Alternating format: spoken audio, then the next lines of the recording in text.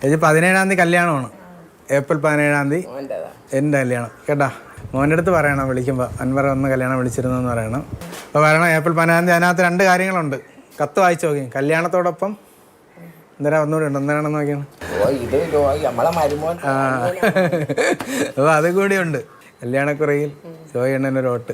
അൻവർ ഷാ, അപ്പോൾ എന്താണ്, കല്യാണം വിളിയാണോ തെരഞ്ഞെടുപ്പ് പ്രചാരണമാണോ? രണ്ടും ഉണ്ട്. കല്യാണം വിളിയോടൊപ്പം തെരഞ്ഞെടുപ്പിൻ്റെ ഒരു ചെറിയ പ്രചാരണം കൂടിയാണ് നടത്തിക്കൊണ്ടിരിക്കുന്നത്. ഫുൾ തിരക്കാണ്. കല്യാണത്തിൻ്റെ തെരഞ്ഞെടുപ്പിന് എല്ലാം തിരക്കാന്ന് തോന്നുന്നു അല്ലേ? അതെ, കല്യാണത്തിനും അല്ലെങ്കിൽ കല്യാണം ഇല്ലായിരുന്നെങ്കിൽ ഏകദേശം നമ്മളിപ്പോൾ ഒരു 3-4 റൗണ്ട് വാർഡ് പൂർത്തീകരിക്കേണ്ട സമയമാണ്.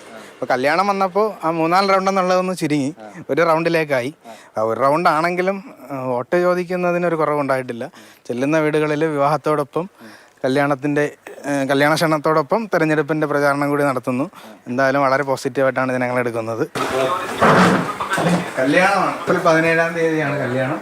KTCT വെച്ചിട്ടാണ് കല്യാണം. 2 കാര്യങ്ങളുണ്ട് അതിനകത്ത്. കല്യാണത്തോടൊപ്പം നമ്മുടെ സ്ഥാനാർത്ഥി ഒരു ഓട്ടഭ്യർത്ഥന കൊടുക്കുന്നു.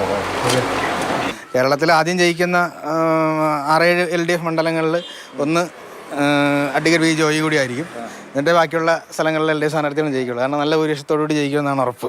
വിജോയുടെ ഫോട്ടോ ഒക്കെ വെച്ചിട്ടാണ് കല്യാണം കുറി. അപ്പോൾ ഏതായാലും കല്യാണം വിളി നടക്കട്ടെ, തെരഞ്ഞെടുപ്പ് പ്രചാരണം നടക്കട്ടെ, സജീവമായി മുമ്പോട്ട് പോകട്ടെ. Thank you. അപ്പോൾ ഞങ്ങളെ കല്യാണം വിളിക്കുന്നില്ലേ? തീർച്ചയായും കല്യാണത്തിന് കാണണം. 17-ാം തീയതിയാണ്. ഓക്കെ. അനൂപിനൊപ്പം AK സ്റ്റെഫിൻ, മാതൃഭൂമി ന്യൂസ്, തിരുവനന്തപുരം.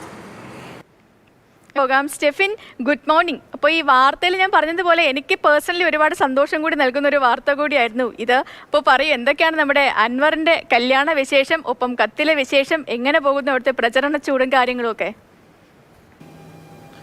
വിവാഹം നടക്കുന്ന ഒരു വീട്ടിലെ തിരക്ക് നമുക്ക് ഊഹിക്കാൻ കഴിയുന്നതേ ഉള്ളൂ. ആ തിരക്കിനിടയ്ക്കാണ് ഈ തെരഞ്ഞെടുപ്പ് കൂടി വന്നത്. അപ്പോൾ തെരഞ്ഞെടുപ്പിന് പ്രത്യേകിച്ചും ഈ ചിറയൻകീഴ്, ആലക്കോട് മേഖലകളിലൊക്കെ പ്രത്യേകം ഉത്തരവാദിത്വം വഹിക്കുന്നയാളാണ് അൻവർ ഷാ. അതുകൊണ്ട് തന്നെ വലിയ തിരക്കിലാണ് ഏറെ നാളായി ഉള്ളത്. അതിനിടയിലാണ് ഈ വിവാഹത്തിൻ്റെ ക്ഷണിക്കലും മറ്റു പരിപാടികളും ഒക്കെ ആയിട്ട് മുന്നോട്ട് പോകുന്നത്.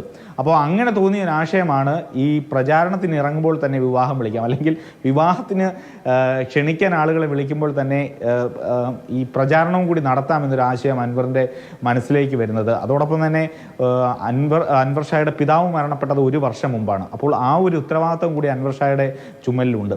അതോടൊപ്പം ഒരു ഡിജിറ്റൽ മാർക്കറ്റിങ്ങിൻ്റെ അല്ലെങ്കിൽ അഡ്വർടൈസ്മെൻറ്റിൻ്റെ ഒരു സ്ഥാപനം കൂടി ഇദ്ദേഹം നടത്തുന്നു. അങ്ങനെ വ്യത്യസ്തമായ മേഖലകളിൽ പല തരത്തിൽ തിരക്ക് ഇട്ട ഓട്ടത്തിലാണ് ഇപ്പോൾ യഥാർത്ഥത്തിൽ അൻവർ ഷാ ഉള്ളത്. 17-ാം തീയതിയാണ് വിവാഹം. ആ വിവാഹം ഇനി ഒരാഴ്ച സമയം മാത്രമേ ഉള്ളൂ. ആ വിവാഹം കഴിഞ്ഞാലും തിരഞ്ഞെടുപ്പ് കഴിയുന്നത് വരെ ഇതിൽ തന്നെ പ്രവർത്തനങ്ങളിൽ സജീവമായി തന്നെ തുടരാനാണ് തീരുമാനം. ഇപ്പോൾ ഏതായാലും ആദ്യഘട്ടത്തിലുള്ള വീട് കയറിയുള്ള ക്യാമ്പയിൻ എല്ലാം തന്നെ പൂർത്തിയാക്കിയിട്ടുണ്ട്, പ്രചാരണമെല്ലാം തന്നെ പൂർത്തിയാക്കിയിട്ടുണ്ട്.